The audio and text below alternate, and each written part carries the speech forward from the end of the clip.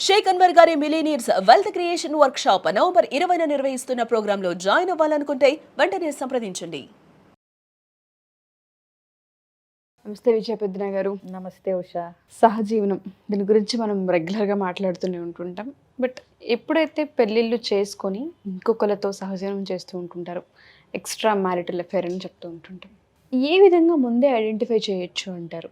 ఆడవాళ్ళ వైపు కనుక మనం మాట్లాడితే, ఇంట్లో భార్య పాత్ర కనుక మనం తీసుకుంటూ ఉంటే, భర్త చేయి దాటి ఇంకొక ఆడవాళ్ళకి అట్రాక్ట్ అయ్యారు, లేదంటే ఇంకొక సంసారాన్ని పెట్టబోతున్నారు, ఇంకో ఆవిడతో ఉంటున్నారు అన్న విషయాన్ని ఖచ్చితంగా కొన్ని సూచనలు ఉంటాయని చెప్తారు. ఏదో మనకి తెలియకుండానే కొన్ని మార్పులు కనిపిస్తాయని చెప్తారు. బట్ నిండా మునిగాకే తప్ప అది అర్థం కాని విషయం ఇవాళ రేపు చాలా చూస్తూ ఉన్నాం మనం. ఇప్పుడున్న పరిస్థితుల్లో, ఇప్పుడున్న కాలానికి ఏ విధంగా ఒక పర్సన్ లేదు రాంగ్ ట్రాక్ తొక్కుతున్నారు, ఎక్కడో ఇది మాకు బ్లాస్ట్ అవుతుందని ఏ విధంగా ఐడెంటిఫై చేయాలి? భార్య ఎలా అలర్ట్ అవ్వచ్చు? భార్య భర్తలు కొంతకాలం కలిసి ఉండేసరికి మన రెగ్యులర్ రొటీన్ అంటే అలవాట్లు కానీ, ఒక ప్యాటర్న్ ఆఫ్ బిహేవియర్ కానీ, అంటే ఇప్పుడు నా భర్త ఎలా ఉంటాడు అనేది నాకు ఒక ఐడియా ఉంటుంది. అలాగే నా భార్యకి ఏమి ఇష్టం, ఎలా బిహేవ్ చేస్తుంది అనేది, అంటే మనం కలిసి ఉంటున్నప్పుడు జనరల్గా మనం ప్రెడిక్ట్ చేస్తాం.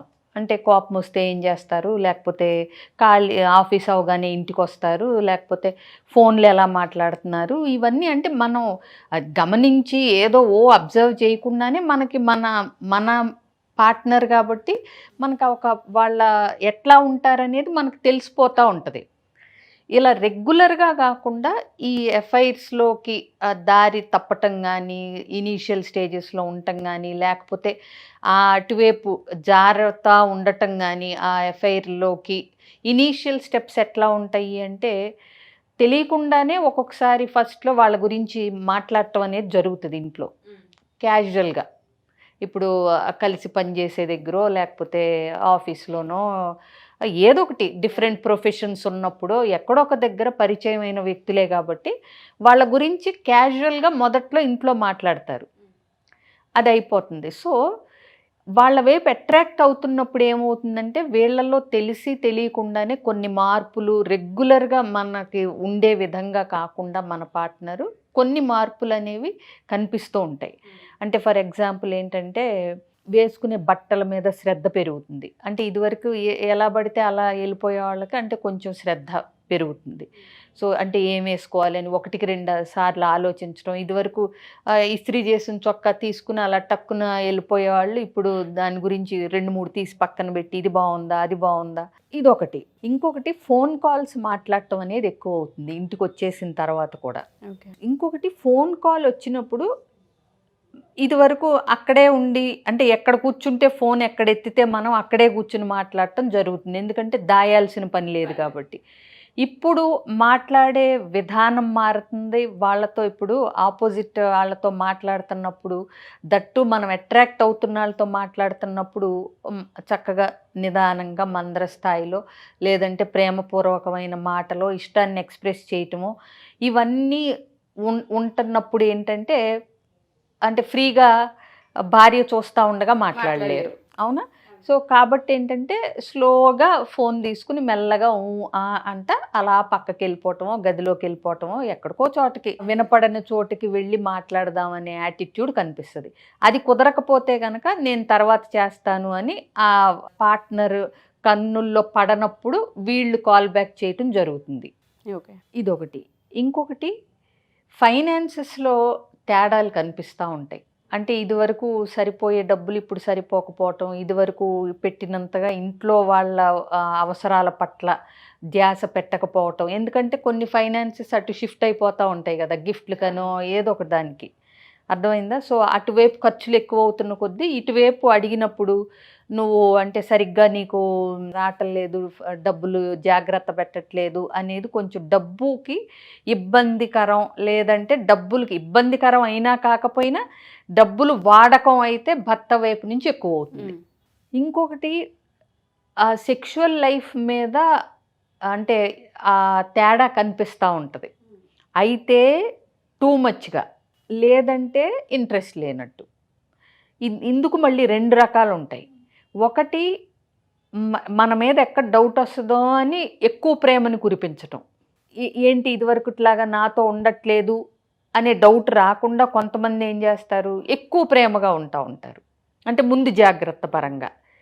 కొంతమంది అంటే మామూలుగా ఇంట్రెస్ట్ లేనితనాన్ని లేనట్టుగానే ఉంటారు, నటించటం చేతగానాళ్ళు అలా స్లోగా. ప్లస్ కొంతకాలం అయిపోయిన తర్వాత ఏమవుతుందంటే ఉషా, భార్యాభర్తల అంటే ఈ కమ్యూనికేషన్లో కానీ లేకపోతే వాళ్ళు ఉండే విధానంలో కానీ రొటీన్నెస్ ఎక్కువైపోద్ది. ఒక ప్యాటర్న్లో అంటే ఏమీ పెద్ద కొత్తదనం కానీ ఉండకుండా పిల్లలు, పెంపకం, ఆఫీసు, ఉద్యోగం, తినటం, పడుకోవటం, ఇట్లా ఒక రొటీన్నెస్ అయిపోద్ది. సో కొంతమందికి ఏంటంటే ఆ జీవితం డల్గా బోరింగ్గా అనిపించినప్పుడు కూడా ఇలాంటివి అవతల వ్యక్తులు వేరే ప్లేస్లో, వర్క్ ప్లేస్లో కానీ ఎక్కడన్నా కొంచెం ఇంట్రెస్ట్ చూపించినా ఏదైనా సరే వాళ్ళు కొత్తగా కనపడటం మొదలవుతుంది. సో అందుకని ఎప్పుడూ కూడా మామూలుగా కూడా ఏంటంటే ఇంట్లో కూడా అందరూ ఏదో ఒక ఫ్రెష్నెస్ ఉండేలాగా చూసుకోవాలి. ఇంట్లో భార్యాభర్తల మధ్య ఆ బంధానికి అప్పుడప్పుడు ఒక సర్ప్రైజులు, ఒక కొత్తదనాన్ని ఇవ్వటానికి ట్రై చేస్తూ ఉండాలి. లేదంటే ఇప్పుడు ఏదైనా చూడు బోర్ కొట్టేస్తుంది కొంతకాలానికి, అవునా? ఆ బోర్డమ్ లేకుండా మనల్ని మనం అంటే ఎట్లా రోజు ఒక డిఫరెంట్ ఎక్స్పీరియన్సెస్తో ఎట్లా, దానికోసం పెద్ద ఏం ఖర్చు పెట్టక్కర్లా. అర్థమైందా? అది మళ్ళీ మాట్లాడదాం మనం. ఇంకొకటి, కొంతమందికి ఏమో అంటే వెరైటీ కావాలనిపిస్తూ ఉంటుంది. ఇంట్లో ఎన్ని అంటే ఇప్పుడు చూడు, ఇంట్లో తినేది తిన్నా బయట హోటల్ ఫుడ్ అంటే అందరికీ నచ్చుతుంది. వాటి వల్ల కూడా ఏంటంటే కొంతమంది అటు డ్రిఫ్ట్ అయిపోయినప్పుడు కొన్ని ఆడవాళ్ళు ఇంకొకటి గమనించుకోవాల్సింది ఏంటంటే, పిల్లల పట్ల శ్రద్ధ అంటే బాధ్యతల నిర్వర్తించటంలో కూడా కొంచెం అలక్ష్యం కనిపిస్తూ ఉంటుంది. అంటే అన్నీ నువ్వు చూసుకో, నువ్వు చెప్పేసి, అంటే ఫర్ ఎగ్జాంపుల్ పేరెంట్ టీచర్స్ మీటింగ్కి వచ్చి భార్యని బాగా పట్టించుకునే వాళ్ళు కూడా ఇప్పుడు అటెన్షను, శ్రద్ధ వేరే వైపు డైవర్ట్ అవుతుంది కాబట్టి ఇటువైపు తగ్గుతూ ఉంటుంది అన్నమాట. సో ఇదొకటి చూసుకోవచ్చు. సో ఇట్లా ఎప్పుడైతే ఇంకొకటి సోషల్ మీడియా యూసేజ్ అంటే ఏంటి, ఫోటోలు పెట్టడం, ఈ వాట్సాప్ డీపీలు మార్చడం, అంటే సోషల్ మీడియా యూసేజ్ కూడా మారుతుంది. పోస్టులు పెట్టడం, ఫోటోలు ఎక్కువ దిగటం, వాటిని అప్లోడ్ చేయటం, అంటే సోషల్ మీడియాలో రికగ్నిషన్కి కూడా ఎక్కువ కొద్దిగా ఛాన్స్ ఉంటుంది, స్కోప్ కనిపిస్తూ ఉంటుంది. సో ఇలాంటివి కనుక కనిపిస్తూ ఉంటే కనుక మనం అంటే ఎక్కడో ఆగి మనం కూడా ఒకసారి దాన్ని తరచి చూసుకుని ఏంటి ఏమన్నా తేడా జరిగేలాగా ఉందా అనేది ఒకసారి భార్యలు కూడా చెక్ చేసుకుంటే మంచిది. యాక్చువల్గా ఇది భార్య అయినా భర్త అయినా సేమ్ సిమ్టమ్స్ కనిపిస్తూ ఉంటాయి, క్యారెక్టర్స్. చెక్ చేసుకోవటం మంచిది. అయితే ఇవి చేసే వాళ్ళందరికీ ఎఫ్ఐఆర్లోకి వెళ్ళిపోతున్నారా అంటే కాదు. కొంతమంది అంటే అవుట్ ఆఫ్ ప్యాషన్, థ్రిల్లింగ్ కోసం సోషల్ మీడియా యూస్ చేస్తారు ఇదని. బట్ ఏదైనా ఆ భార్యకి కానీ భర్తకి కానీ ఆ మార్పు అనేది మనం చెప్పినప్పుడు ఇలా కాదు కానీ వాళ్ళకి తెలుస్తూ ఉంటుంది. తర్వాత గమనించి ఒకవేళ అది నిజమయ్యి అది బయటపడిన తర్వాత అప్పుడు అది అందుకన్నమాట నాకు వెలగలేదు బుర్ర, ఇప్పుడు ఇలా చేసింది తను ఎందుకన్నమాట నాకు తట్టలేదు, ఇలాంటివి అనుకుంటా ఉంటారు చాలామంది క్లయింట్స్ వచ్చినప్పుడు. హింట్లు అనేవి ఏదో ఒక రూపంలో వస్తూ ఉంటాయి. నేను చెప్పినవి కావచ్చు, ఇంకా కొత్త రకాలు కూడా కావచ్చు. ఎవరికి వాళ్ళకి అలా ఇంట్లో పరిస్థితిని బట్టి ఆ భార్యాభర్త వాళ్ళిద్దరూ ఎలా రోజు గడుపుతారు అన్న దాన్ని బట్టి అందులో తేడాలు భార్య కానీ భర్తకు కానీ కొంచెం ఈజీగా తడుతూ ఉంటాయి. అప్పుడు నేను అనేది ఏంటంటే, అప్పుడు నిర్లక్ష్యం చేయకండి. ఇంకొకటి, ఇట్లాంటివి జరుగుతున్నప్పుడు మన వైపు నుంచి మనం ఏదన్నా అంటే ఆ అవతల వ్యక్తికి అట్రాక్ట్ అవుతున్నారు అన్నప్పుడు ఇంకా ఊబిలోకి కూరుకుపోకముందు ఏమన్నా చేంజెస్ మన వైపు నుంచి ఏం చేసుకోవచ్చు అనేది డౌట్ ఉంటే గనక అవి కూడా ప్రయత్నించి అంటే నష్టం జరగకముందే ఆపొచ్చు. Prevention is better than cure అంటాం కదా. ఇంకొకటి, ఆడవాళ్ళైనా మగవాళ్ళైనా తన భార్య అంటే లేదా తన భర్త అంటే తనకి ఎంత ఇష్టం అనేది ఏదో ఒక రూపంలో ఎవరికి తోచిన విధానంలో అవతల వ్యక్తికి అర్థమయ్యేలాగా చెప్పగలగాలి. అదొకటి. ప్లస్ కొంచెం కొత్తదనం అంటే ఎక్కడికన్నా కలిసి వెళ్ళటం, లేదంటే ఏదో ఒకటి డిఫరెంట్గా చేసుకోవటం, ఇద్దరూ ఇంకా ఆ రిలేషన్షిప్లో ఆ ఫ్రెష్నెస్ని, ఆ సర్ప్రైజుల్ని కోల్పోకుండా చేసుకోవటం, అంటే రొటీన్గా అవ్వద్దు అనే కృషి ఇద్దరూ చేయగలగాలి. బాధ్యతల్ని గుర్తు చేయగలగాలి. ఏదన్నా డౌట్ వచ్చింది, చూచాయిగా వినపడతాయి కొన్నిసార్లు. మనకున్న డౌట్కి ఏదో ఒక బలం చేకూరే సంఘటన బయట నుంచి కూడా మనం వినటమో చూడటమో జరుగుతుంది. అలాంటప్పుడు మనం వాళ్ళ మీద కోపంతో పోట్లాడి రచ్చకెక్కి వీటన్నిటికంటే కూడా ఆ ప్రికాషన్ అనేది ఎట్లా తీసుకోవాలి.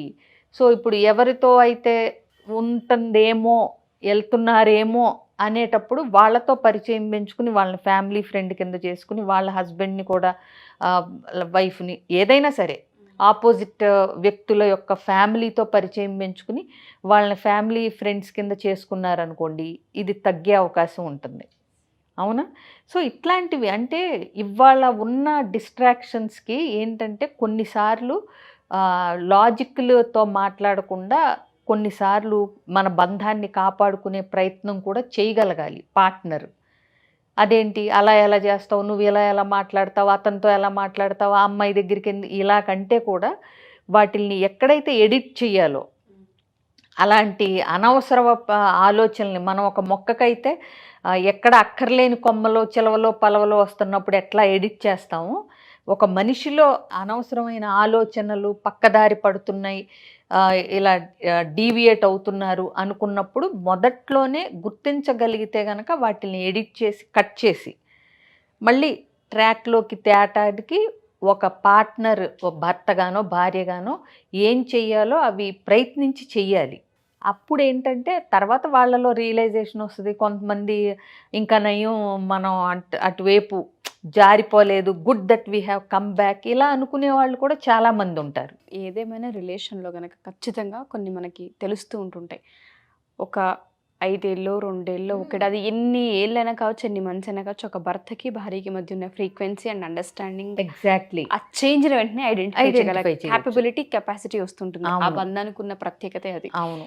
వైఫ్ అండ్ హస్బెండ్లో ఏదైనా మార్పు అది దేనివల్ల సంభవించినా సరే ఒకటి అడగగలిగే ధైర్యం అన్నా చేయాలి, లేదా ఒకసారి 2 సార్లు చూసి 3వ సారి నోరు తెరిస్తే కొన్నిసార్లు అది wrong or right doubt clear అయ్యే అవకాశం, ఎఫెక్ట్ అవ్వకుండా ఉండే అవకాశం కనిపిస్తూ ఉంటుంది. దీన్ని అడగటానికి కూడా మళ్ళీ పద్ధతులు ఉంటాయి. అవును, కమ్యూనికేషన్ ఎందుకంటే ఎప్పుడూ ఒక కీ. ఎగ్జాక్ట్లీ. నీకు డౌట్ వచ్చింది, నువ్వు అభాండం వేయలేవు కదా. నీకు ఎవరితోనో ఎఫ్ఐఆర్ ఉన్నట్టుంది, పెట్టుకుంటాక రెడీగా ఉన్నట్టున్నావు, ఈ ముక్కలు మనం అనలేం కదా. అది అడగటానికి కూడా ఒక పద్ధతి ఉంటుంది. అందుకే ఏదైనా ఏంటంటే మన వ్యక్తి అనుకున్న వాళ్ళల్లో చేంజెస్ ముందు గమనించగలిగేది పార్ట్నరే. నేనేమంటానంటే వాటిని నిర్లక్ష్యం చేయకుండా వాటి మీద కనుక ఒక్క క్షణం దృష్టి పెట్టగలిగితే ఏం చేయాలనేది ఆబ్వియస్గా తడుతుంది. లేదంటే కనుక కౌన్సిలర్స్ దగ్గరికి వస్తే వాళ్ళు హెల్ప్ చేస్తారు. తప్పకుండా. Thank you ma'am, thank you so much. Suman టీవీలో మీ పర్సనల్ అండ్ బిజినెస్ ప్రమోషన్స్ కోసం కింది నెంబర్కి కాంటాక్ట్ చేయండి.